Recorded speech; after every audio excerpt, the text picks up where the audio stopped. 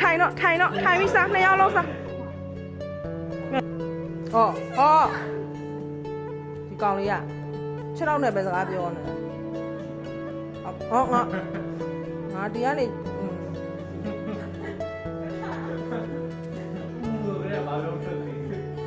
ဟိုကိတ်ဖို့ကောင်းတယ်ဒီလားစားပါစေအော်ညောင်းတော့ကောင်းညောင်းနဲ့လောင်းနဲ့ဆက်တယ်ဟာ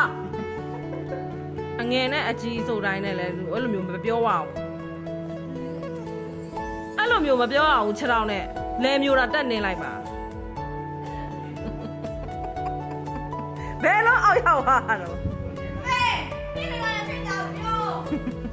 ဖေးမိမနဲ့ဖေးတာဆိုတော့ငါကြောင်ပြောတယ်သူ့ဝီလာတာဟာနောက်ပြီးတော့နေကောင်းတယ်ငါတို့ကငယ်လေးငယ်မရဘာမှမဆိုင်ဘူးဘယ်သူမှမပါဘူးဘာလို့မွေးသားမှာလဲအားရရောက်တာ